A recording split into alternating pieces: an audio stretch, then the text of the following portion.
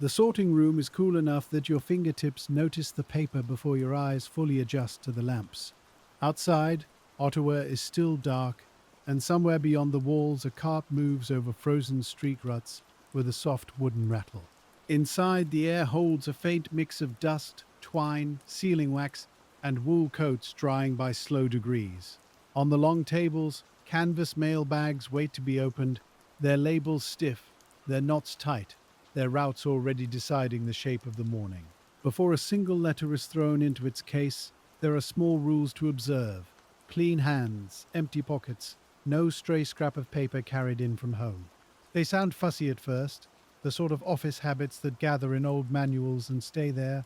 But in a room where thousands of envelopes pass from hand to hand, one loose slip, one blurred postmark, one guessed at town can quietly travel much farther than it should. So you begin where the clerks began in the 1910s, with the apron tied, the date stamp set, and the cases checked for anything left behind. And as the first bag is cut open, those odd little rules start to feel less strange and more like the calm machinery of an ordinary winter day.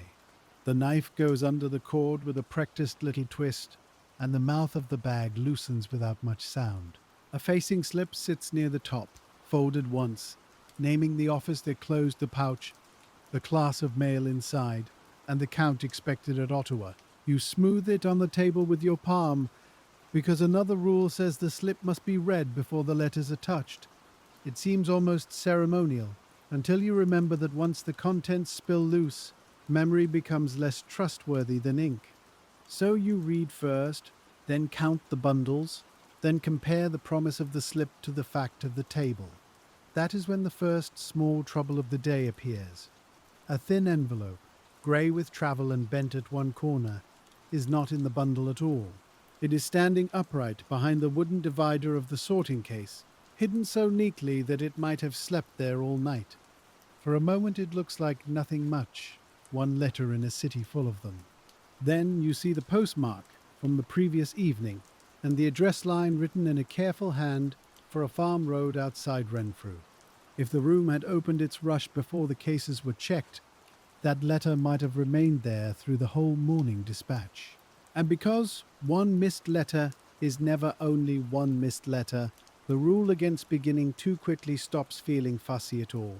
You lift it out and place it on the table under the lamp. The foreman, who is not a loud man and has no need to be, glances over as he passes. He does not make a speech of it. He only nods once, and with that nod, the room quietly remembers why every shelf is inspected before the first throw. You add the stray piece to the proper packet and make a pencil note beside the case number. The note matters. If a letter turns up in the wrong place, it is better to say where it was found than to pretend it simply arrived late. That is another part of the mailroom mind in these years.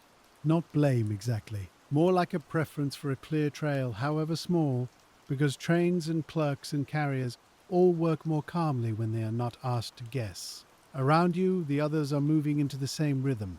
Bag opened, slip read, bundles counted, letters faced. The room begins to fill with the dry whisper of envelopes being turned by hand. You keep your own hands flat and clean against the paper. There is a rule against wetting fingertips to separate letters, which sounds almost comical until winter teaches its reason. In damp weather, a thumb touched to the tongue will leave enough moisture to drag ink, soften cheap envelope gum, or lift coal dust from the skin onto a pale address panel. Here in Ottawa, where slush, soot, and stove heat all meet at the same cuff and collar, a sorter's fingers can do more harm than a misread timetable. So instead, you use the edge of the thumb, the nail kept short, the pressure slight. One letter slides from the next, then another, then 10 more. The addresses come at you in every hand a person can learn over a lifetime. School copybook script, fast merchant cursive, heavy clerkly capitals, ink faded to brown, pencil that has nearly vanished into the paper. Ottawa city pieces go one way, valley towns another. Railway connections west and east take their own shelves. Rural packets wait for later tying. You do not think of it as a grand system while you are doing it. You think of shelf openings, district names, and the angle of the next envelope. Still, the larger pattern is there, holding everything together. A letter posted on Sparks Street before supper may be in a farmer's hand tomorrow afternoon only because, before dawn, someone in this room kept his pockets empty and his labels legible. At the next table, a clerk cuts open a bag from a smaller office along the line. He shakes his head once, not in alarm, only in mild irritation, and holds up a broken bundle label between two fingers. The label has torn through the twine holes, and the tied packet beneath has spread enough for several letters to slide out of order. He lays the bundle flat. You glance over, because torn labels can travel trouble farther than torn paper ever should. This one is marked for two places with names close enough to look like cousins when the ink is hurried. Carlton Place and Carlton Station on a branch connection. Not the same destination, not the same line, but close enough in sound that a tired eye could let one drift toward the other. The clerk does not simply retie the packet and hope. That would be the fast way. Instead, he calls for the scheme book kept on the end stand, and while another man opens the worn volume to the county listings, the whole table slows by a few careful breaths. This is how the odd rules begin to show their shape. No private abbreviations, no improvised labels. No trusting that the next office will understand what you meant. A packet that looks almost right can still send a dozen country letters to the wrong siding, where they will sit in a pouch until the error comes back by rail and day. You take your own bundle from Prescott and read the top address twice before throwing the first handful. A town can live in a few strokes of a pen. A branch line can vanish inside one uncertain loop. The case in front of you is a grid of narrow wooden mouths, each one a promise that if you feed it correctly, the city beyond the room will continue to make sense. A second bag is opened, then a third. The lamps warm the upper air, though your feet still feel the cold from the floorboards. Someone at the far end coughs into a handkerchief and goes back to work. No one talks much now. Sorting has its own kind of silence, not empty but occupied. A small bell from the office beyond the room marks another quarter hour. By then, the first city letters have been faced and made ready for carrier walks. Those are the local rounds, each with streets and house numbers the city men know as well as their own cupboards. But your frame this morning is mixed mail, the kind that must be understood in relation to counties, junctions and trains. That makes the room wider than its walls.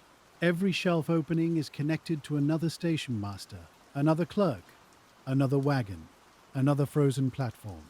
You pull a thick envelope from the stream and feel at once that it does not belong among the ordinary post.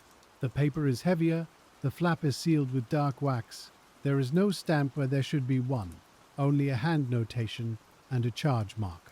Unpaid or short-paid items have their own handling, and there is a rule against placing them beside registered pieces, even for a moment. That separation may seem severe in a room full of paper, but postage due, registered custody, and ordinary letter post each follow different trails of accounting. If they mix at the case edge, they can untangle into an hour of correction later, with books opened, signatures checked, and dispatches held. So you place the envelope in its proper temporary tray and return to the mainstream. The tray itself is simple wood. The rule around it is what gives it force. A man might think a good memory would do the same work. The post office of the 1910s does not think so. It prefers visible order over private confidence. That preference reaches into everything. The sharpened pencil laid above the case, not in the pocket where graphite can stain a letter. The empty sleeves, not rolled over the wrists, where grit can collect. The apron tied close, not loose enough to catch an envelope corner. Even the instruction not to rest a letter on the lip of the case has a plain reason. Once balanced there, it can slide behind the frame, drift underfoot, or blend into another pile when the next hand reaches across. A piece of mail is safest either in the hand or fully in its place. Between those states, trouble begins. By the time the first major inward rush has softened, your shoulders already know the shape of the morning. Lift, read, throw, lift again. The movement narrows the mind in a useful way. You are not thinking of the whole Dominion. You are thinking of whether this address says Ampriar or Almonte, whether the station mark is fresh, whether the rural notation means direct pouch or transfer by line. Then a new development arrives with the next pouch from the rail side. The bag itself is sound. The seal checks. But inside, one bundle has been tied under an old route card, a route that was right last week and no longer is. The difference is small on paper. A revised train connection. A change in which outgoing dispatch catches the branch line beyond Smith's Falls. Nothing about the individual letters is wrong. The names and towns are exactly as their writers intended. What is wrong is the path prepared for them after Ottawa. And that kind of wrongness is more dangerous, because it looks so tidy. You stop with the packet halfway raised. This is the first real decision of the day. If you leave the old card in place and let habit carry the bundle onward, there is every chance a railway clerk farther down the chain will notice and correct it. There is also every chance you will be busy, trust the label, and send the whole pouch along the older course. No catastrophe would follow, just delay, a missed rural handoff, a day lost in winter. Perhaps, too, to most people outside the room that might seem bearable. To a sorting clerk standing under the lamps with the scheme book close by, it is exactly the kind of preventable drift the rules were built to stop. So you do the slower thing, you set the bundle down, you call the foreman, he comes over, coat off, vest neat, spectacles low on his nose, and you show him the route card and the current listing. He reads both without hurry. Then he places 2 fingers on the packet and says, quietly, that the pouch must be reopened and remade. There is no drama in the order. That is what makes it feel heavier. A rebuilt dispatch means time lost not only on this bundle but on the table around it. A pouch already considered settled must now be broken, checked, and tied again under the corrected connection. While that is done, other packets wait. The room does not stop, but its rhythm alters. You can feel the buffer of the morning thinning. The men nearest the affected case shift their pace just enough to absorb the delay. Not rushed, just narrower, more exact. One clerk brings the dispatch bill, another checks the train revision notice pinned yesterday in the office. The old route card is not discarded until the new one is written clearly and read back aloud. This, too, is part of the strange good sense of the place. Nothing leaves by implication. If a correction is made, it is made in marks another man can trust at a glance on a cold platform. As the pouch is opened, the smell of canvas and old wax rises stronger. The letters within are still in good order, but now each packet must be confirmed against the revised plan. You help retie the first group, drawing the twine flat and firm without biting the paper beneath.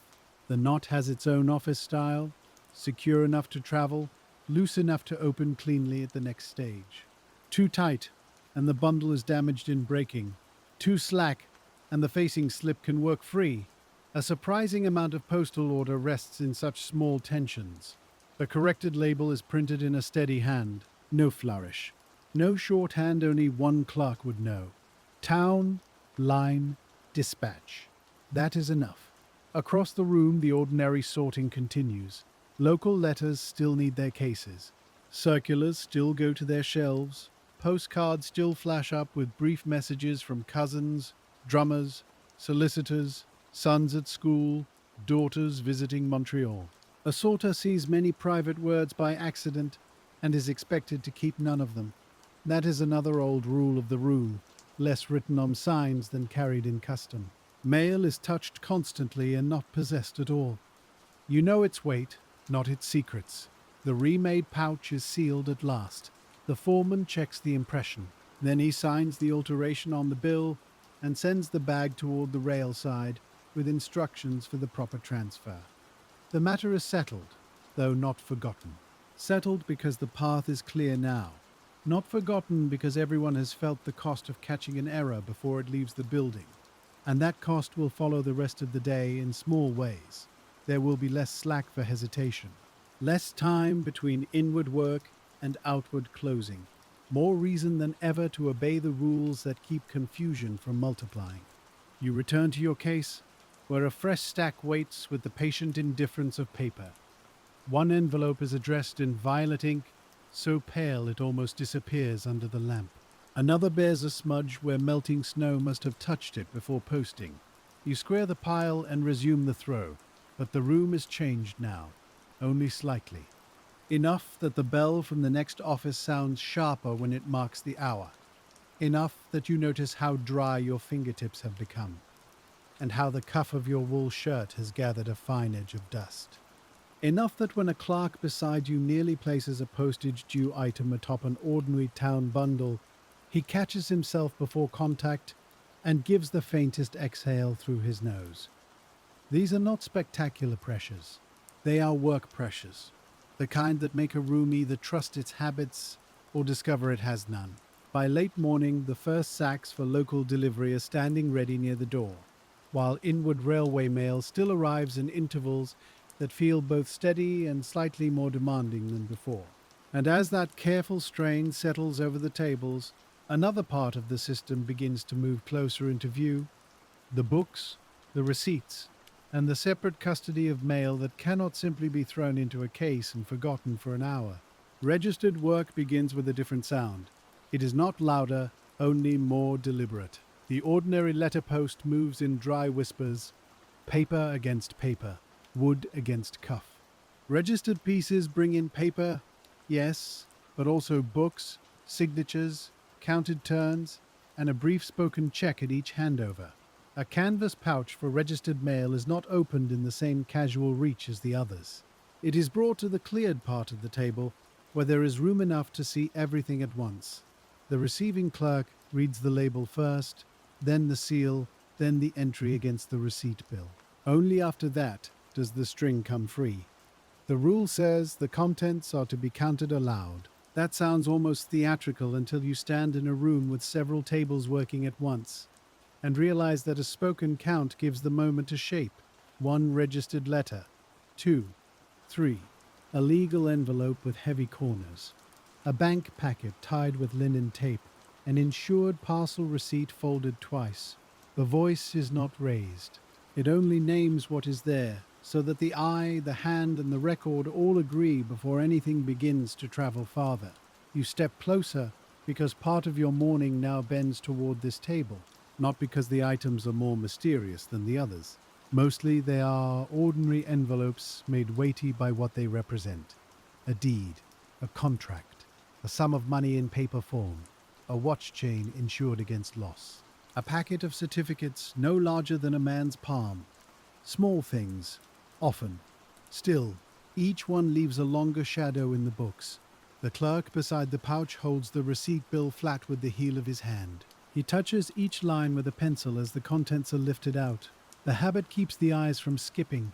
In a room built on repetition, skipping is the enemy disguised as speed. A bag may contain 20 registered pieces, or 2. The procedure is the same. Nothing is laid under another item. Nothing is half covered by common mail while a man reaches for his pencil. Nothing is left alone on the corner of a table while someone turns to answer a question. That last rule can sound severe to anyone imagining theft and intrigue. The room is not imagining those things. It is guarding against simpler failures. A registered letter hidden under a government circular is just as troublesome as one truly lost. Perhaps more so, because it sits in plain sight while everyone grows more certain it has vanished.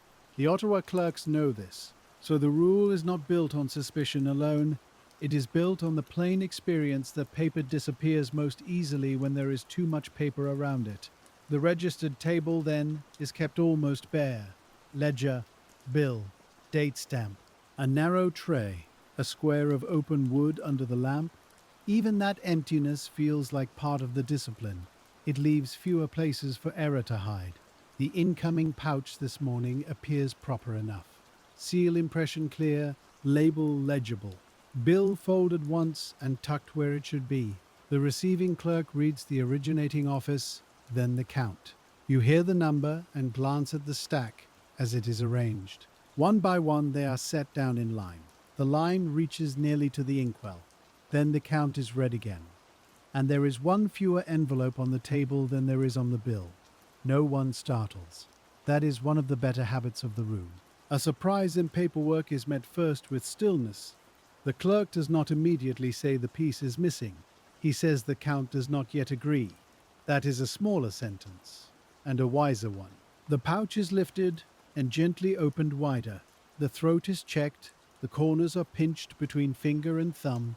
Sometimes an envelope slides into the seam and clings there. Not today. The bill is read line by line. Office of origin, date, listed pieces with marks for each. One long government envelope, 2 bank letters, 3 legal packets, a registered circular from a department office, an insured cover. The stack on the table contains all but one of them. The pouch has not yielded it.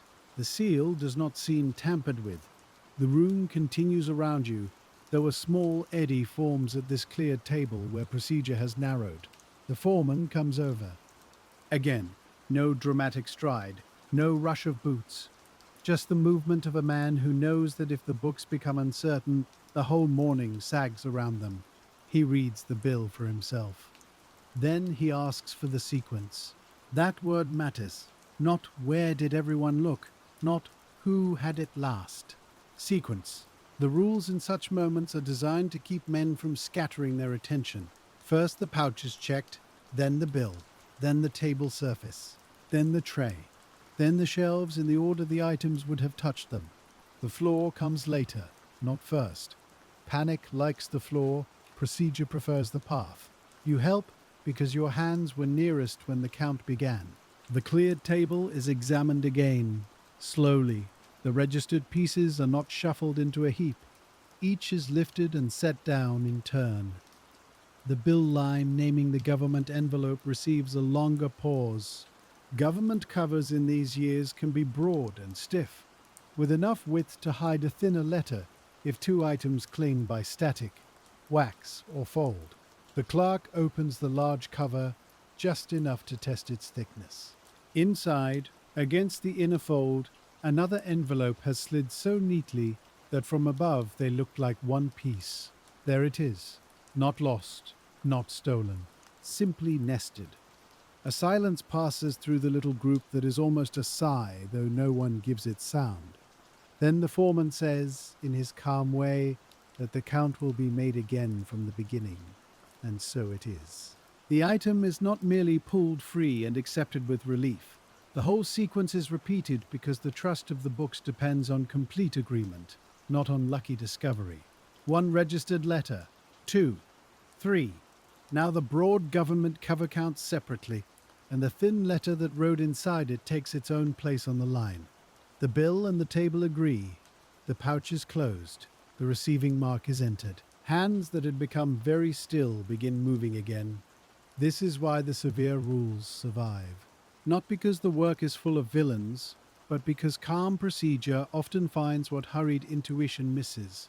A piece of registered mail is not dramatic in itself.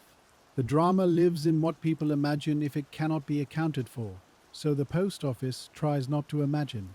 It counts, it checks, it reads back, it signs. If the item appears, good. If it does not, the record of where it failed must be clear enough for the next step. That is the practical mercy of bureaucracy when it is done well. It gives human uncertainty a narrow place to stand.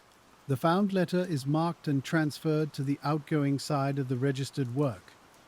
There too, the handling remains close and visible. When an item changes hands, the transfer is not implied by the fact that 2 men are standing together. It is witnessed in the most ordinary way possible. One man presents it, another acknowledges it. The line in the book receives a sign or initial, nothing theatrical, just enough ceremony to keep memory from pretending later that it saw more than it did. Across the table from you lies a money order advice form, then a packet of legal papers from a county office, then an envelope bearing the hand of a solicitor whose script you have begun to recognize over the months. The room teaches people by repetition, not only route names and county lists, but the look of certain institutions, the weight of certain paper stocks, the manner in which some offices tie string and some use tape. These are not official lessons. No one lectures on them. Still, they become part of the sorter's quiet equipment. A man can tell a great deal from the stiffness of a flap and the angle of a seal. He cannot act on that private knowledge in place of procedure. But it sits there, useful, as weather sense sits in a farmer. You take custody of a short group of registered pieces meant for onward sorting. The tray is carried, not tucked under the arm. Another rule, carrying mail under the arm, seems efficient until a cuff catches an edge, or a man turns through a narrow space and bends a corner, or one thin envelope slides backward against the coat and is not seen. The hand and tray are slower. They are also visible. Visible things in a postal room are safer than hidden ones. At your station, the registered shelf is set apart from the common case, not far apart. Only enough that there can be no casual overlap. You place the pieces in order and compare their destinations to the scheme. Some will stay in the city under special delivery chain. Some go outward by rail. Some are for exchange offices that will count them again this evening, just as Ottawa counted them this morning. It is a chain of repeated caution, one office lending certainty to the next. The names themselves have a heavy quietness. Perth, Brockville, Pembroke, Montreal, smaller villages too, where one registered envelope may be the only such piece in a whole day's incoming post. A rural postmaster opening his own receipt pouch tonight will count aloud because someone in Ottawa counted before him. The rule travels with the paper. The work around you resumes its ordinary breadth, yet the registered interruption leaves a kind of aftertaste in the room. Not fear, more like sharpened patience. The men nearest that table are a little more exact with their bundles now, a little more mindful of where each piece rests. The earlier reworked dispatch has already thinned the day's spare margin. This missing and found item has reminded everyone how little use there is in pretending that fatigue will not arrive later. It will arrive. The good habits must be in place before it does. By early afternoon, the lamps no longer seem like morning help. They have become part of the room's weather. Their warmth pools above the tables, leaving the floor cool. Paper dust gathers on the cuffs. Twine fibers cling to the grain of the wood. The smell of wax has given way to more ink and wool and old canvas now that so many pouches have been opened. You feel the standing in your lower back before you admit it to yourself. That too is part of the work.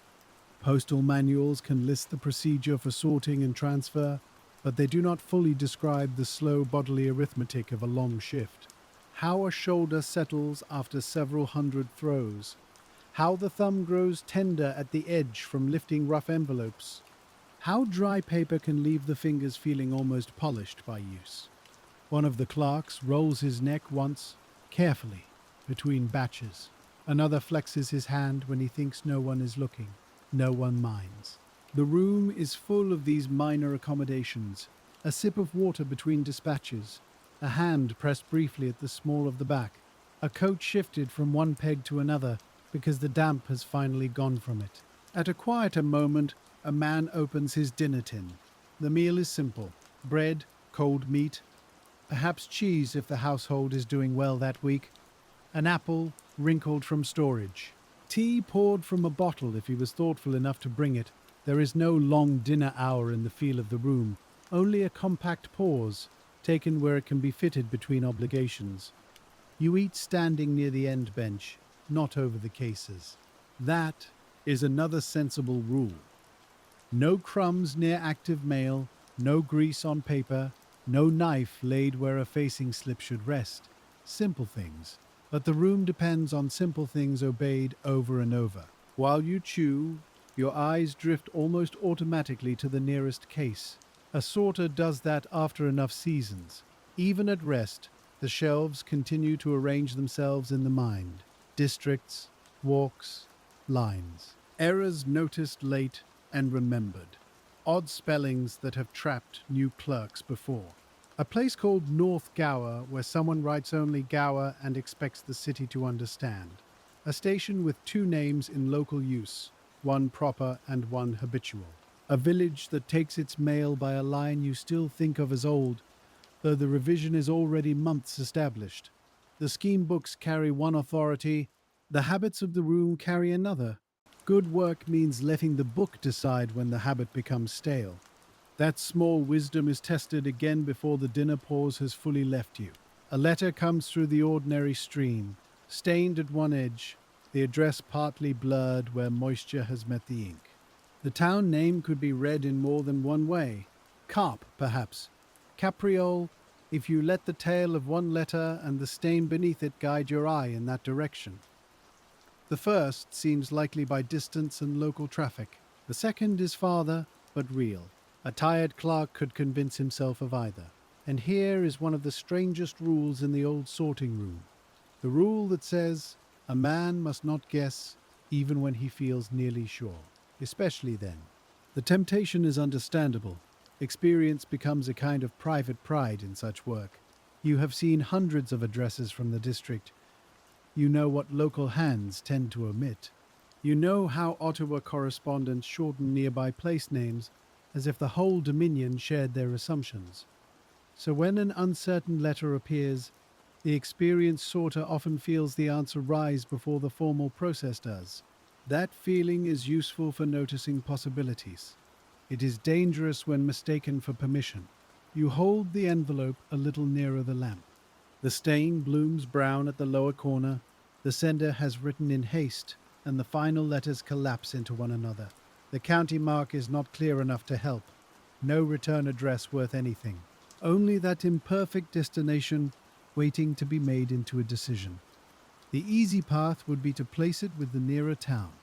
Carp is a familiar movement of the hand from your station. Capriole belongs to a farther route, and seems less likely from what remains of the script. But likely is not certain.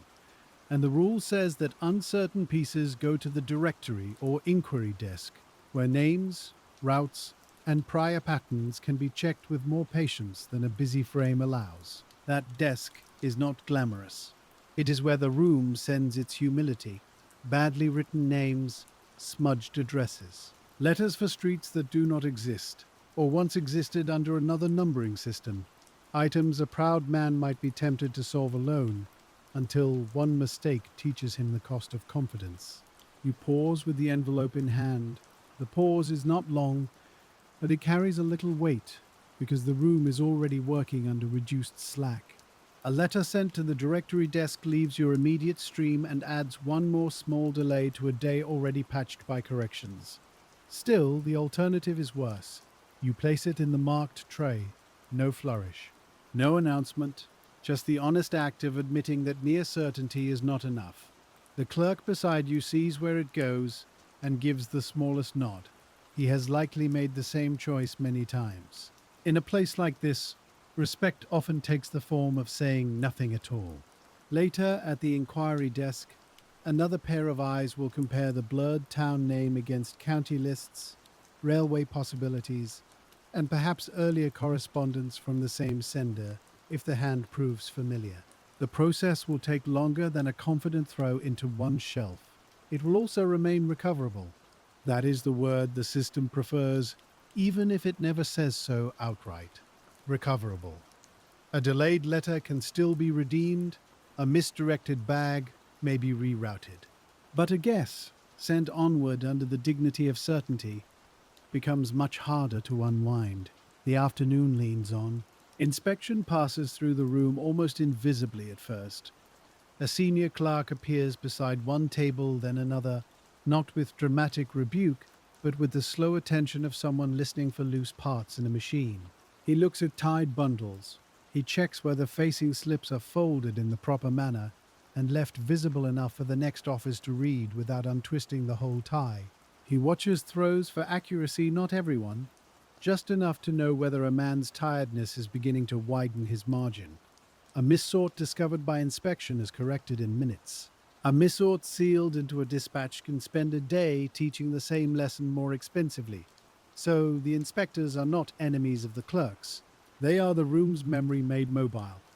They remind the place what it promised to be in the morning, before fatigue arrived. One stops behind you while you are building a packet for an outbound line. He does not interrupt your hands. That would be poor inspection and poor manners. He waits until the tie is drawn, then asks to see the facing slip. You hand it over. He reads the office name, glances at the shelf from which the letters were taken, then asks whether the revised Western connection has altered any of this district's onward routing. It is not a trap. He is measuring whether the earlier correction has settled properly into the room's thinking.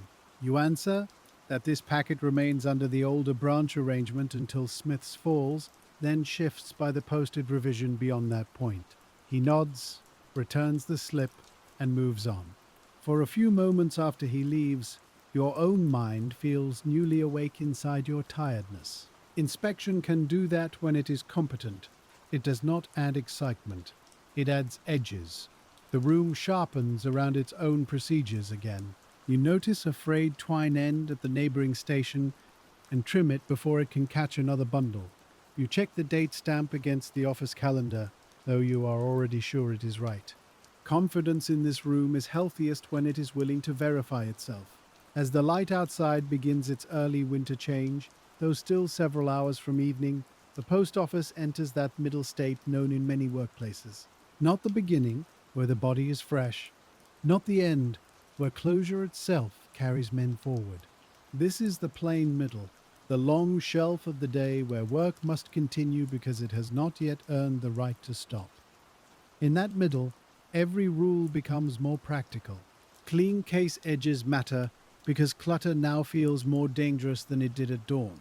Clear labels matter because eyes have already read thousands of words. Separate trays matter because hands have repeated the same motions long enough to blur categories if they are allowed to touch.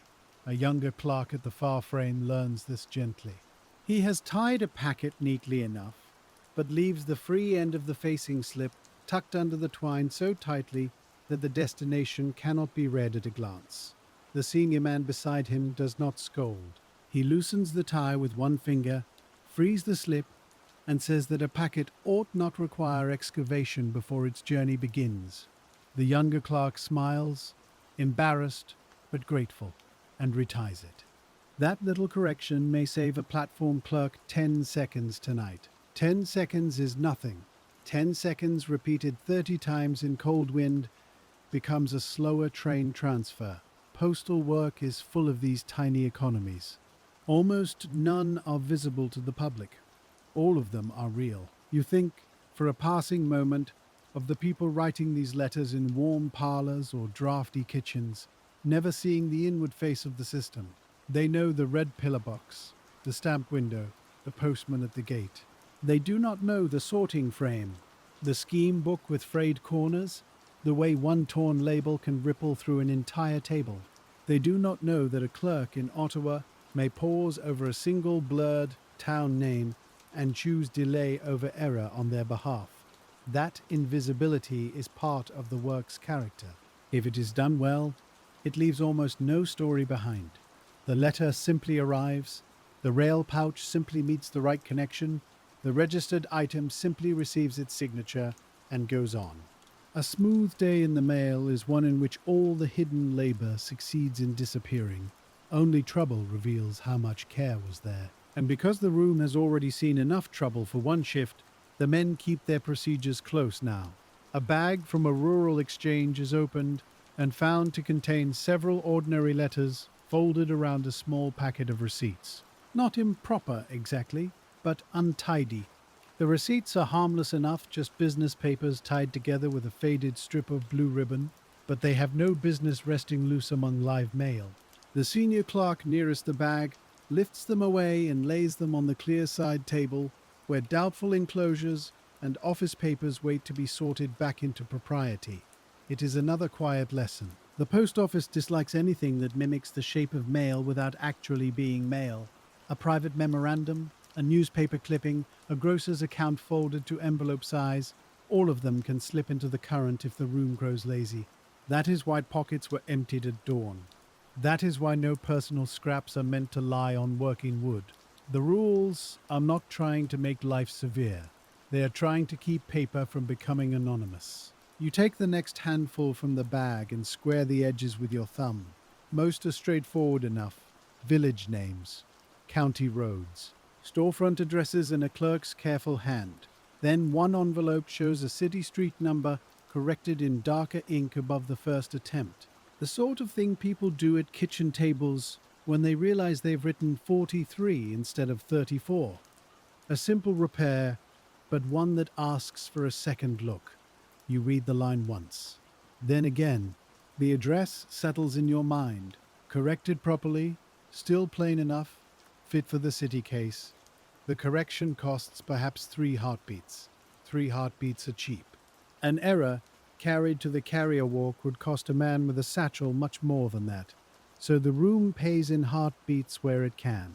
This is how the afternoon is spent. Not in one grand crisis, but in a chain of little refusals. Refusal to guess, refusal to rush a label, refusal to let a doubtful packet pass because someone farther down the line might notice. The burden of those refusals is light when taken one at a time. By the end of a shift, it becomes the whole character of the place. The foreman makes another slow round, and this time he pauses near the outgoing side of the room, where tied bundles are beginning to gather in trays according to district and train. There is a different feeling there now. The inward work of the day has mostly been tamed. The letters have passed from confusion into categories. Now the room must turn categories into movement. That is where knots, tags, and counts begin to matter as much as reading script. You carry a finished city packet to the local dispatch bench. The bench is narrower than the sorting frames and less forgiving of clutter. Here the mail must become portable.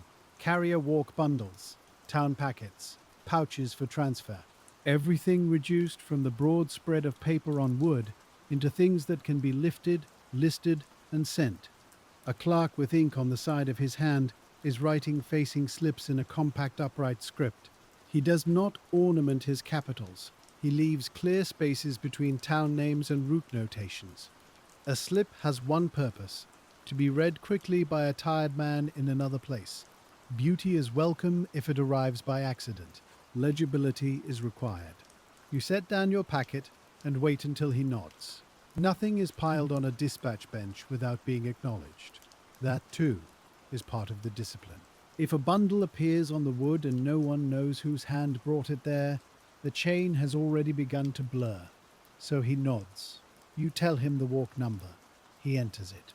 The packet joins its fellows, a little family of tied paper ready for the carrier side. Not all bundles are equal in the room's regard. Ordinary city letters can tolerate a small pause. Registered pieces cannot. Mail intended for a departing rail connection sits somewhere between. It must be ready in time, but not all at once, and not in disorder. That is why the tables gradually tilt in attention as the afternoon goes on. Anything with a fixed departure begins to pull the room toward itself. You feel that pull now in the way men glance toward the clock more often. Not anxiously, only with the habit of those who know the day contains certain gates, and that a gate once missed becomes tomorrow. Near the windows, where the light beyond the glass has dulled into a pale winter grey, a senior clerk is showing a younger man how to fold a facing slip so that one corner remains visible after tying. The demonstration is very plain. Fold once, not twice, tuck under, but leave the office name open. The younger man watches closely. He has likely tied many bundles already this month. Still, the room keeps teaching in these little exact ways. A task can be done almost right for years. Almost right is useful until weather, fatigue, or haste asks more of it than it can give. The corrected Western dispatch from the morning still casts a faint shadow over all this work. No one says so now. The pouch was rebuilt, the bill marked, the route set right. On paper, the problem is gone. In practice, it has changed the room's margin. Time that would have belonged to the closing stages has already been spent, and spent time does not come back because a man wishes for it. So the foreman begins making his quiet calculations. You can see it in the way he studies not just the clock, but the tables. Which sacks are nearly ready, which bundles still need slips, which sections of the room are moving well, and which are beginning to drag from simple human tiredness. He is not merely supervising labor, he is arranging the order in which certainty will be achieved. That is a hidden part of post office work too. Not all things can be made perfect at once. Some must be secured first so that lesser things may safely wait. A tray of local circulars is set aside for a few minutes. While direct line bags receive attention, no one mistakes this for favoritism. It is just the shape of consequence. A missed circular arrives late, a missed train pouch waits for another entire dispatch cycle. The room knows the difference. At the registered bench, one more outgoing transfer is being prepared.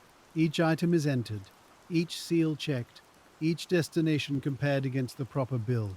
The calm from the earlier found envelope has not made anyone careless. If anything, it has made the hands there even more economical. Nothing extra. No unnecessary reaching. No loose papers beneath the tray. The same narrow discipline as before. You pass by with a handful of ordinary letters and smell warm lamp metal, ink, and old canvas. The day has acquired that specific tired smell workplaces get when heat, paper, and people have lived in the same air for hours. Not unpleasant, just used, very used. There comes a point in a long indoor shift when the outside world begins to feel theoretical. You know there is snow in the gutters, or slush depending on the street.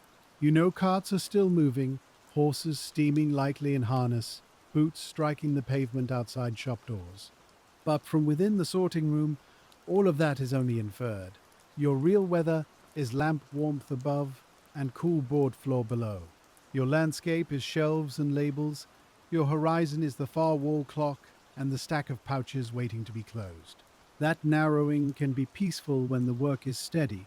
It can also make one vulnerable to small mistakes of over-familiarity. A label that is not actually the one you thought you saw. A district packet tied under the old county heading because your hand remembered faster than your eye. This is why the room distrusts routine just enough to check it. An inspector need not catch every error personally. He only needs to preserve the atmosphere in which everyone expects to verify. The first true pressure of the closing cycle arrives not with a shout, but with a message from the rail side. A porter comes in with his cap damp at the brim and hands the foreman a note. Platform congestion, weather along the line, and some adjustment to wagon timing have changed the order of the evening transfer. One western connection will be called sooner than expected, not a disaster, only less room than hoped. The foreman reads the note once. Then he reads it again, with his finger under the hour. The men nearest him continue working, but more carefully now because they can feel decision approaching before hearing it spoken. He folds the note and asks for the current state of the western sacks. That question moves through the room like a small wind. Not everyone answers, only those whose tables feed that line. One has the town packets nearly tied, another lacks the final facing slips. A third still has part of the ordinary letter mail unsorted because the earlier revision consumed the intended interval for that task. Now the day's separate little delays begin to join hands. The remade pouch, the found registered envelope, the doubtful address sent to inquiry. None of them was wrong to address as it was addressed. All of them cost minutes. Now those minutes stand together in the doorway and ask to be reckoned with. The foreman does not pretend otherwise. He says quietly that the western line will have to be triaged, not by value in the sentimental sense, by dispatch, consequence. What must go now to preserve the chain? What may wait without producing larger confusion? This is where strange-seeming rules about labels and bills finally show their full value. A room can only make quick decisions late in the day if its work has remained visible all along. If sacks are clearly marked, if bills are current, if bundles are tied to the right district under the right slips, then a foreman can look across a bench and know what can still make the connection. If not, every decision becomes another source of error. The western side tables clear a little space. Finished packets are gathered according to line. Direct pouches first. Transfer mail next. Ordinary matter that can safely follow on the next dispatch is held apart. You are sent to help separate the nearly ready sack from the one still needing its final count. The difference between them is only a few handfuls of letters. In effect, it is an entire night. The sack that is complete enough can still be sealed and billed in time. The other, if forced, would leave with uncertainty hidden in it, and uncertainty sent outward at speed is simply tomorrow's trouble posted early. So the room chooses the harder kind of prudence. The nearly ready sack will go, the incomplete one will stay and be entered for the next proper dispatch. No one likes holding mail back. The public would not like it either if they saw the choice made in front of them. But the room is not deciding between speed and idleness. It is deciding between clear delay and possible misdirection. One can be explained in the books. The other has to be chased across a rail network. You help lift the first Western pouch onto the bench for closure. It is heavy with ordinary letters, a few packets, and tied bundles from subordinate officers. The label slot takes its card. The bill is read once and then once again, slower. One clerk checks the count against the contents. Another prepares the seal. The cord is drawn and knotted with practiced firmness. Then the wax is applied, dark, hot, and smelling faintly sweet in the warm room. The impression pressed into it must be clean. A blurred seal is not a mere cosmetic fault. It weakens custody. A receiving office must know at a glance whether the pouch reached them with proper integrity. Smudged wax makes men argue with their own eyes. So the seal is set squarely, the foreman looks, approves. The pouch is moved to the staging row for carts. The second Western sack is less fortunate.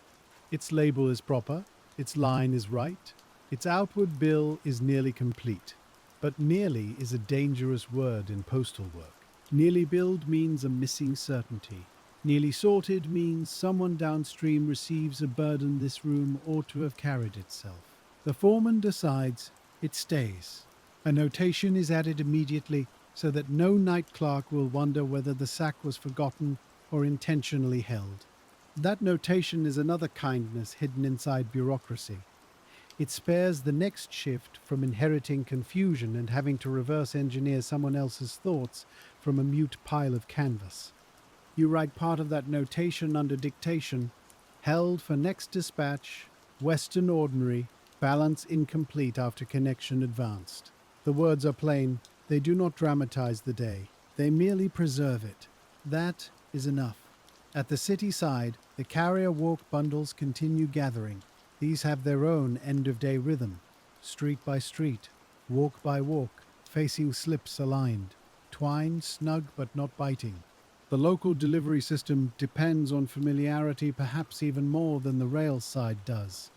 The city carrier knows his route in his legs, his eyes, the order of porch steps and corner shops. Still, the room does not rely on his private memory alone. It gives him mail already grouped to reduce waste and wandering. The sorter's care becomes the carrier's time. The carrier's time becomes a household receiving a letter before supper rather than after dark. So the city packets are built with the same patience as the rail sacks. A loose knot here would not derail a train. It would still mean trouble. A burst bundle in a satchel can scramble a route and sour a whole evening. You think of that while aligning a group for one of the Hill District walks. House numbers rise and fall in proper sequence. A boarding house receives 3 pieces. A government office receives 7. One hotel receives a sheaf thick enough to bend in the middle. You square them, tie them, mark them.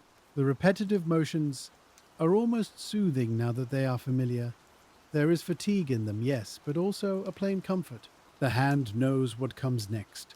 The eye knows what to seek. There is a kind of mercy in work that reduces itself to rhythm without becoming careless. Near the dispatch door, the first loaded cart is announced. Not seen immediately, announced by the rattle of wheels beyond the corridor and the brief opening of colder air when a porter enters. That cold changes the whole room for a second. Lamp heat feels more local. Wool smells stronger. The closeness of the day is suddenly obvious. Then the door swings back and the room becomes itself again. Pouches and bags ready for that cart are moved in order. No sack is simply carried out because it happens to stand nearest the door. Each leaves under the bill that knows it. Each receives its moment of recognition before crossing the threshold. The sound of canvas against wood, then against the carpet, has a satisfying finality. So much of sorting is provisional. This shelf for now, this packet awaiting tie, this tray pending count. A loaded cart is different. It means the room has made enough decisions for something to be trusted to distance.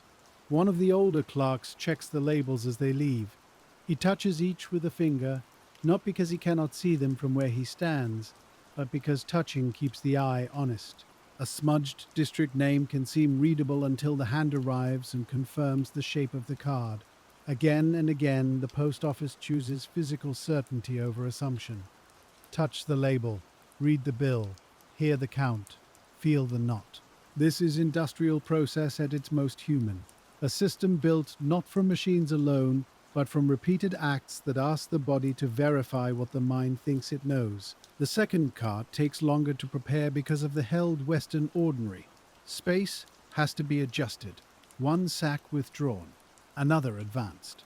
A pouch for a more immediate connection moved forward in the row. These changes could become a snarl in a careless room. Here they become a sequence. Withdraw the held sack, note the change, advance the direct pouch. Revise the bill order, check labels again, send. Everything stays calm because each alteration is made visible as it happens. If that sounds obvious, it is only because well-run work always looks obvious after it succeeds. The difficulty lies in doing the obvious things in the right order while tired. At one bench, a clerk preparing a smaller pouch hesitates over the cord. The twine has frayed near one end and does not draw cleanly. He could use it anyway. It would probably hold. Probably is not enough at this hour. He cuts a fresh length. A tiny waste of material to save a possible spill on a cold platform. That is another theme of the room by now. Acceptable sacrifice at the small scale to avoid expensive confusion at the large one. The same principle that sent the blurred address to inquiry. The same principle that reopened the wrongly labeled dispatch.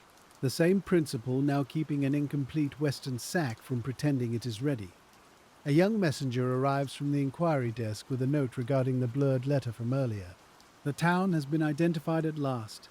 Carp, not capriole, with enough corroboration from route pattern and sender hand to satisfy the desk. The letter returns to the proper stream a little late and entirely recoverable. You take a curious comfort from that. The room's patience has been justified in one more small case. Nothing dramatic follows. The envelope is placed where it belongs. That is all. Yet, there is something deeply restful in a system that can admit uncertainty without humiliation and then quietly resolve it. Many workplaces punish hesitation. The post office, at least in its better moments, teaches when hesitation is wise. The foreman hears the inquiry result and only says, "Good, mark it through." So the notation on the doubtful tray is crossed and dated. Even solved uncertainty leaves a paper trace. Because tomorrow, someone may ask, why one letter entered late into the carrier bundle? Because next week, a clerk learning the routes may benefit from seeing how the decision was handled. Because memory fades and paper remembers in a more modest voice. Outside the room, evening is gathering properly now. The windows have turned from grey to a darker reflective surface that gives back lamplight and almost no street. You see the room itself in the glass, men bent slightly forward at benches, moving paper from order into movement, their own shadows hanging behind them. For a moment, the sorting room looks like another office across a courtyard, a duplicate place where the same motions are happening in silence. Then you look down again and the illusion passes. A final inward bag comes late from a local office and earns a brief weighing glance from the foreman. Anything arriving now must be judged not just by contents, but by consequence. Can it still be integrated into tonight's outward work? Should part of it be held? Does its registered matter require separate immediate handling? Late mail has a way of asking the room to reopen decisions it had hoped were settled. This bag, thankfully, contains little enough to absorb. A few ordinary town letters, one packet for a nearby line, no registered pieces, no complications beyond the simple fact of lateness. Even so, the bag is not merely tipped and scattered, its slip is read, its count checked, its additions entered where they change the bills. Even at the edge of evening, the room resists any temptation to let process dissolve into improvisation. Improvisation has its place in loading a cart or shifting a bench. It has no rightful place in custody. Your shoulders are tired now in a way that feels old, though the day is not yet done. The muscles between neck and back have become aware of every reach. The thumb edge is sore. Paper dust has settled into the crease of your sleeve, and still the work goes on in its measured way. That may be one reason old industrial jobs had such strong rule books, not because managers loved rules for their own sake, but because a tired human body cannot safely invent a reliable system at dusk. It must borrow one established at dawn. The local carrier bundles are finished first. They stand in orderly rows, each walk distinct, each slip readable. A carrier arriving now could recognize his section in a glance. That is no accident. It means the sorters have translated the city into manageable paths, a whole capital reduced into satchel-sized clarity. You look at the grouped packets and think how intimate this work really is. Not intimate in speech. The room is not sentimental, but intimate in acquaintance. The sorter knows which streets produce the evening business mail, which boarding houses collect letters from distant counties, which government departments send stiff envelopes by the dozen, which grocers receive handwritten orders, which law offices send narrow blue envelopes with string under the flap, and which families in the better streets still favor thick cream paper with monograms pressed so lightly you feel them before you see them. A city becomes legible in this way, not from above, but from the sorting frame outward. You do not know these people as neighbors exactly. You know them by handwriting, by regularity, by the weight of habit passing through your fingers. And then the carrier side is done, and the room gives more of itself to the sacks. That is the final heavy labor of the day. Loose letters can wait in trays for a while and still look respectable.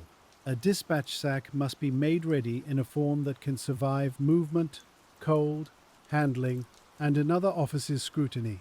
So the bundles come off the benches in groups, district packets first, then line packets. Then the rougher matter, papers, circulars, and printed sheets, which travel more thickly and forgive less elegant packing. The canvas mouths are held open by practiced hands. A clerk lowers in the proper packets, not dropping them carelessly, but guiding them so that heavier pieces settle low and flatter bundles remain where they will not buckle. Even loading has rules. A sack packed in disorder does not merely look untidy. It shifts on the cart. It strains at the neck. It makes the label harder to trust, because any receiving clerk who sees an ill-shaped bag begins, naturally enough, to wonder what else was done in haste. The labels themselves are small things, tags of card or stout paper, but their smallness is deceptive. A whole route may depend on one staying dry, legible, and attached. That is why the room dislikes weak knots and blurred writing so intensely. If a label tears free between Ottawa and the next exchange, the sack does not become mysterious in a romantic sense. It becomes burdensome. Someone on a platform must stop, compare bills, study seals, and decide where uncertainty now belongs. That delay spreads outward into people who never see the original knot, so you tie with care. The card lies flat. The string passes cleanly through, the office name and route face outward, where another lamp can find them. One of the older men checks a younger clerk's knot and says only that a sack should be tied, as if a stranger must trust it in poor light. That is as close as the room comes to philosophy.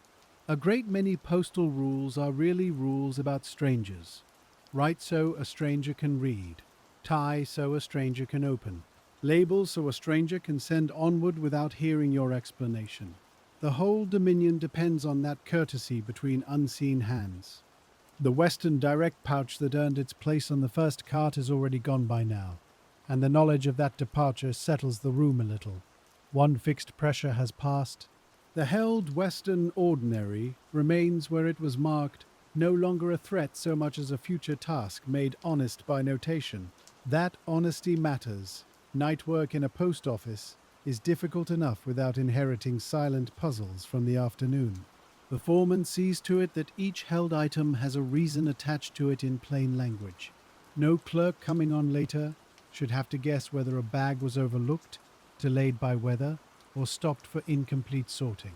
Guessing, once again, is treated as a tax on the next man's time. You bring another outward bill to the bench. The paper is already softened at the fold from being handled through the day.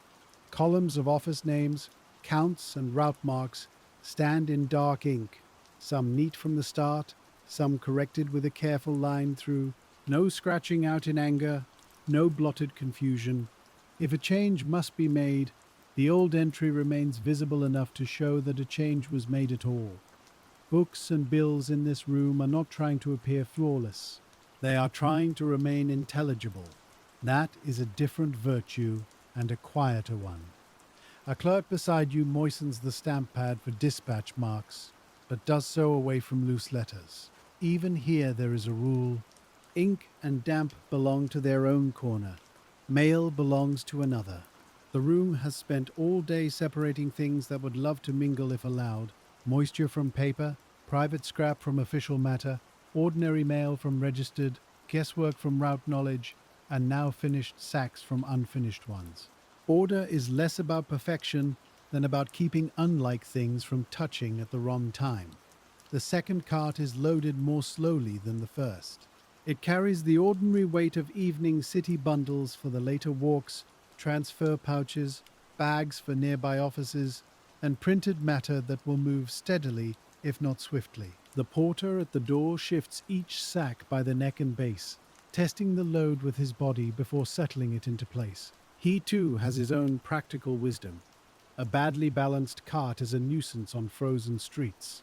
A top-heavy, one can pitch a whole evening's care into the slush with one bad rut, so the heaviest sacks go low.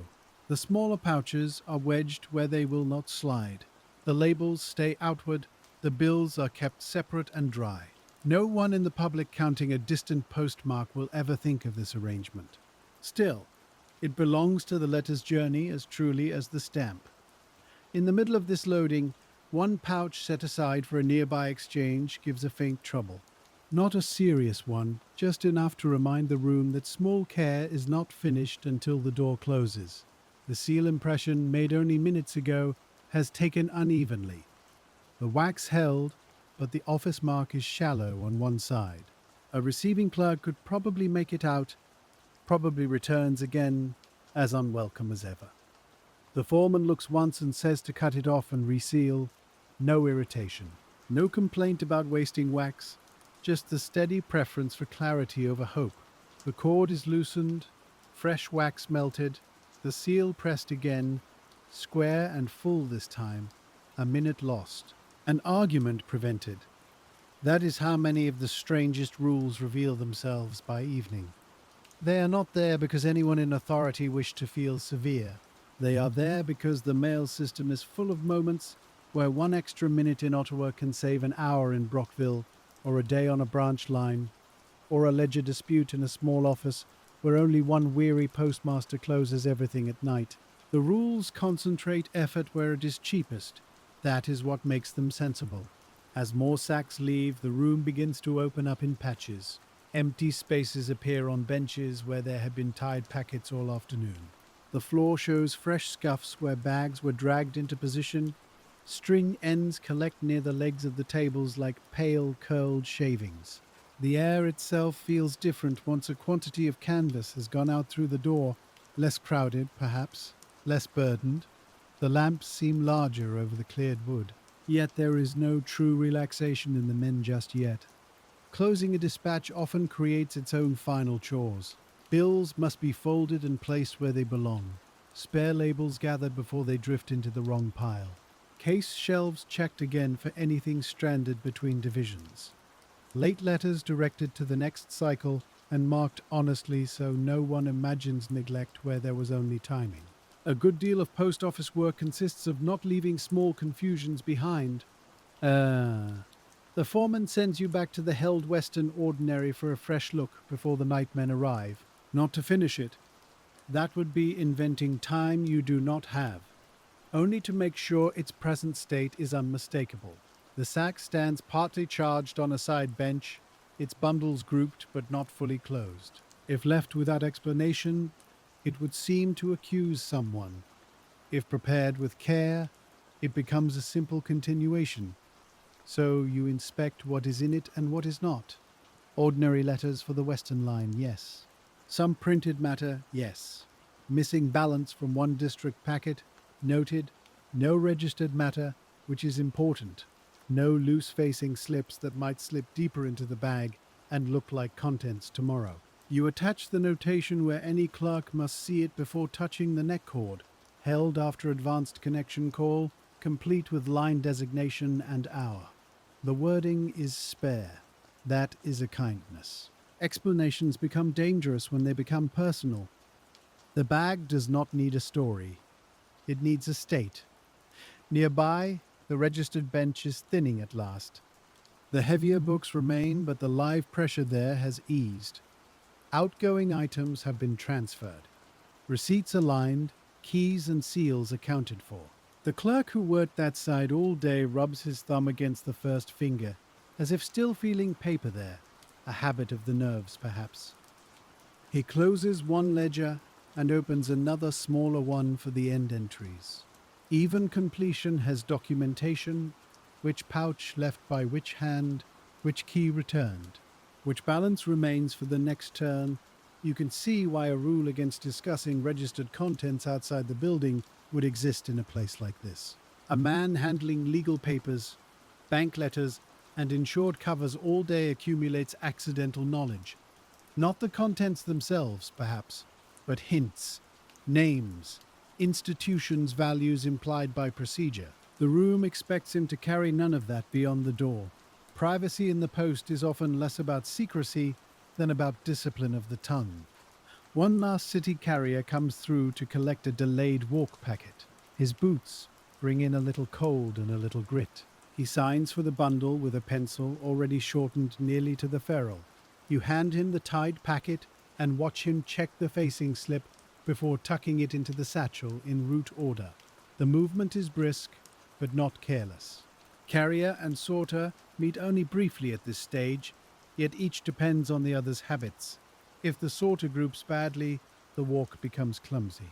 If the carrier ignores order, the room's patience turns to waste somewhere between a gate and a tenement stair. He nods once and is gone. Another small chain completed. The big public image of the post is often the box, the window, the uniform at the door, but inside the building, much of the work is really about handovers, one man to another. Tray to bench, bench to sack, sack to cart, cart to platform. Each transfer asks the same quiet question. Have you left this thing in a state the next person can trust? By evening, after long-standing and repeated corrections, that question becomes the true burden of the shift. A scrap basket is brought closer now, not for convenience only, but because the final tidying must begin while memory is still fresh. String clippings, wax crumbs, torn labels that have been superseded, all of it goes somewhere proper. There is a rule, sensible and slightly odd, that no mail-room twine should be carried home. To someone outside, that may sound petty. To the room, it prevents two kinds of trouble at once. First, office materials should remain office materials.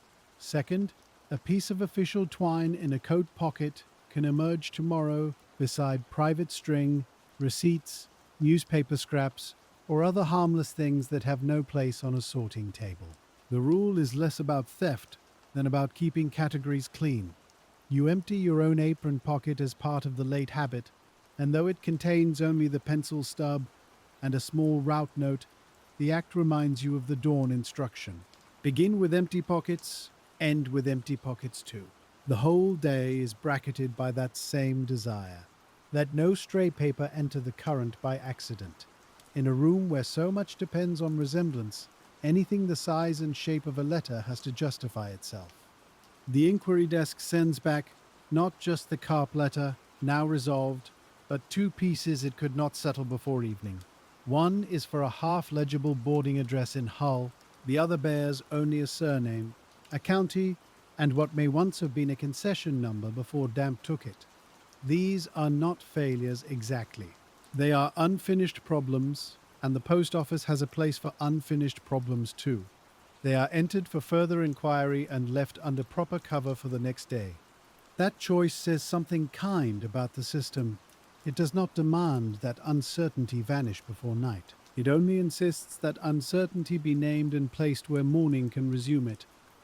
The floor around your station is swept in short strokes, not for polish, but for evidence. Lost items are often found low.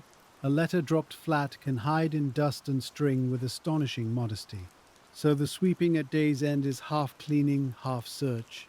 Under the table lip, along the frame feet, beneath the bench where a man rested his dinner tin, all these places receive the broom and the eye together. Nothing live should remain where tomorrow's opening might discover it by surprise. That is why the cases themselves must be checked once more. You run your hand lightly along the lower shelf edges of your sorting frame. The wood is warm where the lamps have touched it all day. Dust sits in the corners. One or two paper fibers cling to the grain. But no letters remain lodged there, and that is the true comfort. You bend to inspect the narrow gap behind the lowest division, empty. You check the top ledge where a hasty hand might have set an item aside, only to be called elsewhere. Empty there too. The room has taught you that the absence of paper can be as satisfying as its proper order. Across the way, a clerk is balancing the last of the date stamps and hand tools for return. These are counted not because they are precious in a dramatic sense, but because uncounted tools breed uncertain mornings. A missing data means delay at opening. A misplaced key means someone must be fetched. The post office is full of such ordinary dependencies. Metal things in drawers, wood things on hooks, books on the proper shelf. Any one of them, neglected, can turn tomorrow's first calm minutes into a search. And morning has enough to do already. The lamps burn a little lower now, or perhaps it only seems so because fewer sacks stand beneath them. Without the moving bulk of work, the room looks more architectural. Long benches, square case mouths, hooks, pegs, narrow aisles. The place reveals its bones after the labor leaves. You notice scratches in the tabletop where knives have cut too near cords over many seasons, darkened places where hands habitually rest. The smoothness worn into case edges by years of lifting, reading, and throwing. Industrial work keeps its history in surfaces. A younger clerk, nearly done, asks an older one whether held sacks should always be left partly charged or emptied back into trays. The answer is patient. It depends on the reason for holding them. If the work is properly grouped and only awaits the next dispatch, a partly charged sack may remain, provided the notation is plain and no mixed classes lie loose inside. If the grouping itself is doubtful, then better to undo and re-enter than let tomorrow trust yesterday's confusion. That distinction is subtle, and exactly the sort of thing a rule book alone cannot fully teach. Procedure lives in manuals, but judgment grows beside other men's benches. You think, then, of how many of the room's weird little rules only make sense when seen at the hour they were built for. No personal paper on the table makes sense when scraps are everywhere. No guessing makes sense when tired certainty feels almost noble. No private abbreviations make sense when another office, in another town, must read your work in bad light with numb hands. No leaving registered pieces covered by common mail makes sense when one envelope can disappear simply by resembling every other. The rules are winter knowledge written down. Fatigue knowledge, human nature knowledge. There is still enough activity in the room to keep you from drifting too far into reflection. The nightmen have not fully taken over, but traces of that change are beginning. A fresh face at the doorway, a low exchange over the held Western bag. A ledger shifted from one side table to another to mark continuing responsibility. No ceremony attends the transfer. Again, the post office prefers plainness, yet the moment matters. One shift hands the room to the next as carefully as it hands a registered letter. The foreman reviews the remaining matters out loud, not loudly, just clearly enough that each one gains a place. Held Western ordinary, marked, and partial. 2 inquiry pieces unresolved, entered and covered, 1 late local bag absorbed and billed, registered transfer complete, books balanced pending final signature, city walks dispatched. The list is not for drama, it is a spoken arrangement of the room's conscience before rest. And once that conscience has been arranged, the hands can begin the smaller work of making sure nothing private, accidental, or half-finished clings to the room. A sorter does not simply stop because the sacks are gone. He unwinds the day from the benches. Loose slips are gathered first, not because they are valuable in themselves, but because an abandoned-facing slip has an irritating talent for looking official tomorrow in the wrong context. A card marked for Pembroke can drift beneath a Montreal tray or under a city walk packet, and then some poor clerk must waste good patience proving what it is not. So the slips are stacked by purpose. Used ones for record, spoiled ones for destruction, blank ones back to their place. There is comfort in that small sorting after the large sorting. You smooth one used slip against the table and notice where the pencil has pressed hard through the office name. The graphite has made a faint groove in the card. Tomorrow another man might write over it and wonder why his letters catch there. So even worn stationery has to be watched. Postal work is full of these modest inheritances. One man leaves a bench either easy or difficult for the next man, and often never sees the result himself. The rule book cannot force generosity, it can only make selfish untidiness inconvenient enough that kindness becomes the simpler habit. At your own frame, the pigeonholes that seemed so full in the morning now show their wooden backs again. That is one of the quietest sights in the building. An empty case does not feel vacant. It feels proved. The labels along the divisions, county names, station marks, route numbers, have all had their turn under the fingers and can rest. You tap each divider lightly as you inspect. No letter tucked flat against the side, no card slipped behind the top lip, no wrapper crushed into the lower corner where shadow makes paper disappear. The inspection is slower than a stranger would expect. That is because hidden mail is rarely hidden dramatically. It lies where an ordinary movement forgot to finish. A thin circular does turn up under one lower ledge at the far end of the room. Not urgent mail, only printed matter, but still live. It must have slid there when a packet was lifted for bundling. The clerk who finds it does not blush, and no one lectures him. He simply enters it with the late matter and notes where it was found. That note matters more than embarrassment ever could. If one item can slip under that ledge, then tomorrow the eye will go there sooner. That is how the room learns from itself, not by speeches, but by location and repetition. Near the registered side, the last signature is being prepared. Books that looked severe in the afternoon now seem almost tired. Their pages have absorbed lamp smoke, thumb oil, and years of cautious pen strokes. The clerk turns them with care because a ledger that splits at the binding creates its own kind of disorder. He balances the receipt count once more against the outgoing transfer. Then he initials where the foreman has already marked review. A very strange rule to outsiders, perhaps, that nothing in registered work should be left merely understood between men. But if one clerk falls sick tomorrow, or is transferred, or simply remembers poorly, the book remains.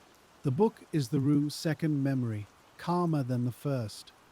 On a hook by the wall hang the keys for pouches, drawers, and side cupboards.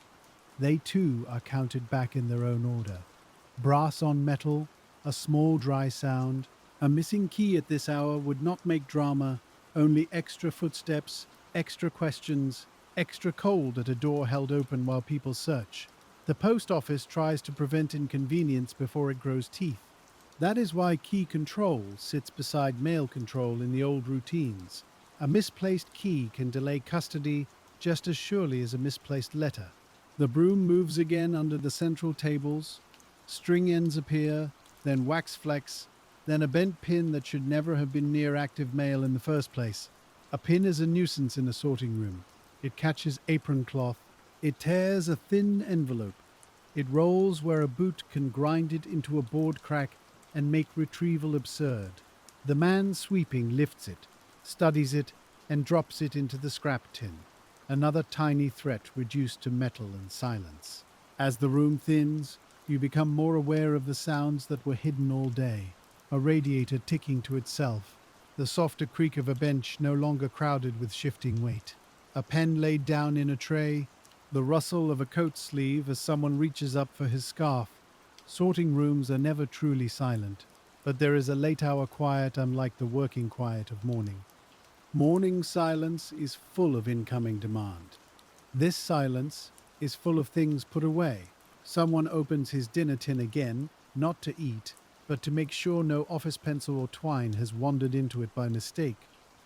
That old rule against carrying room material home is being obeyed almost absent-mindedly now.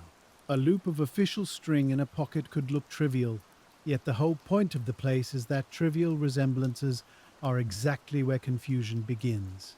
A length of twine taken home wraps a parcel on a kitchen table. Tomorrow, a stray bit returns in the same coat. The day after that, it lies near a dispatch bill and belongs to nothing. So the room prefers to stop the chain at its first harmless link. You empty your apron again and find a flake of sealing wax stuck inside the fold. Not dangerous. Still, you pick it free and drop it with the sweepings. The act is almost ceremonial now, though not in a grand way. Just one more proof that the room's boundaries are being restored. Work materials back to work. Personal things back to the coat. Uncertain things to inquiry. Finished things to record. The whole building depends on these returns. At the side desk, the unresolved letters are placed under cover for morning examination. One receives a fresh notation about the damaged county line. The other is marked for cross-reference with the city directory when the proper clock comes on. There is something gently humane in that. No one pretends tonight can solve what tonight cannot solve. The letters are not abandoned. They are simply handed a little more time. The post office of these years, for all its strictness, still understands that some addresses arrive as puzzles and must be treated without resentment. A younger clerk asks whether those inquiry pieces should be mentioned aloud in the handover, if they are already entered in writing. The older man beside him says yes, always both if possible. The written note protects the facts, the spoken mention protects attention. A page can sit unseen. A sentence heard at the right moment turns the head toward the page. That answer explains a great deal about the room. Its rules are rarely single-threaded. They're like two supports where one might fail. The foreman stands near the cleared dispatch bench and reads over the remaining notations. One more time, he is not hunting for blame. He is checking for ambiguity. An office can survive delay. It struggles much more with vagueness. Held until next dispatch is useful, held for what line, from what hour, with what contents, is better. A city walk delayed is useful, delayed because of late arrival from which office entered by which clerk, is better again. Ottawa in these years is a government city, and perhaps that helps explain the habit. Clarity in wording feels almost like good housekeeping here. One by one, the aprons are untied. The gesture is small, yet it changes the men at once from working figures into private ones. A pencil goes behind an ear only after the mail is clear. A collar is adjusted, a waistcoat tugged straight. One man rubs the red groove the apron tape has left around his middle. Another shakes paper dust from his cuffs before putting on his coat. It drifts in the lamplight like very dull snow. You can feel then how much of the shift has lived in the body rather than the mind. The standing, the repeated reach, the mild sting in dry skin where rough envelopes passed all day, the little ache behind the knees that sorting frames always seem to produce. Quiet jobs are often mistaken for easy ones by people who measure effort only by noise, but repetitive work settles into muscle and tendon with great patience. By evening, the room has written itself into everyone who stood there. At the far wall, a rack of scheme books waits to be returned to order. Those frayed volumes are treated almost like tools, not sacred exactly, but never casual. A scheme book left on the wrong shelf can waste 10 minutes at dawn, while a clerk hunts the route list he thought would be in reach. so each goes back by district and edition. The revised train notice that caused so much earlier trouble is still pinned where the morning men can hardly miss it tomorrow. The foreman leaves it there deliberately. A correction that has cost time once should remain visible until it becomes common memory. You pass the Western held sack again and feel less tension from it now. Not because the problem vanished, but because the problem has been made orderly. There is a difference. Unfinished work can disturb a room or simply wait in it. This sack is waiting. Its card is clear. Its balance is stated. Its classes are not mixed. The nightmen will not love seeing it, but they will not have to puzzle over it either. That is as much kindness as the afternoon can still offer. Outside the high windows, the glass has gone almost black. Only a few dim street reflections drift across it when someone moves near the entrance. Ottawa beyond the building is busy in its own evening way, though the sorting room now feels separated from it by more than brick. The city is going to supper, to boarding houses, to train platforms, to government lodgings, to shops shutting their doors. And here, inside, the traces of all those lives have just been tied, billed, counted, redirected, delayed, corrected, and sent on. Most of those people will never picture this room. They will only find a letter in the morning and think the post was prompt, or late, or ordinary. That is the fate of competent process. It disappears into expectation. There is one final sweep of the tables for live matter. A practiced hand slides under the front lip of each bench.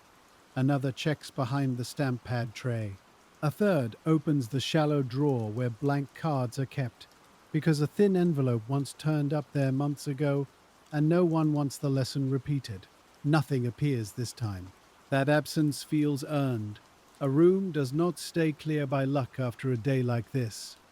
The last ordinary tools are put by, date stamps cleaned, knife wiped and returned, twine ball set back in its tin so it will not gather dust overnight, ink bottle stoppered. Even these motions carry old rules that sound quaint until one imagines the alternative. A knife left on a bench snags a sleeve in the morning rush. An uncapped bottle thickens or spills. A twine ball left loose rolls underfoot and picks up floor grit that later cuts paper. The post office has had enough mornings to know what untidiness becomes by dawn. A clerk near the doorway mentions quietly that his wife says he smells of paper when he comes home after the late turn. Another says, all post office men do by winter, paper and lamp metal and wet wool. The exchange is brief and low. Not banter, exactly. Just the sort of remark men make when labor is loosening its hold on the hour. Then they return to the handover notes. Even tired friendliness in this room does not interrupt the chain. The foreman signs the last line on one of the outward books and sands it lightly before closing the cover. That tiny dusting of sand brushed away after the ink sets is another old sound of clerical work almost gone now in later times. Soft, dry, deliberate. Like much else here, it exists to prevent smearing, not to add flourish. Prevention is the room's favorite form of action. The night clerk, having heard the spoken list and read the written one, asks about the misfaced letter found behind the divider at dawn. Not because it still threatens the evening, but because he wants to know whether the case itself tends to catch thin envelopes. That is how one odd event becomes institutional memory. A single hidden letter might have been accident. Two over several weeks would suggest a defect in wood or habit. The foreman answers that the divider was checked and should be watched again tomorrow. No grand inquiry. Just one more item entered into the room's quiet map of caution. A place like this is built from routine, but it is refined by exceptions. Every strange little rule usually began as somebody's nuisance. Some clerk once balanced a letter on a case edge and lost it. Some pouch once carried an old label farther than it should. Some registered envelope once sat under ordinary papers, while everyone insisted they had counted correctly. Over time, those little embarrassments hardened into instruction, and then, after enough years, the instruction looked arbitrary to anyone who had not seen the original trouble. But in the room itself, with dust on the cuffs and tiredness in the shoulders, the logic returns. You look once more across the benches. The day is still present there in small residues, a dark ring where an inkwell stood.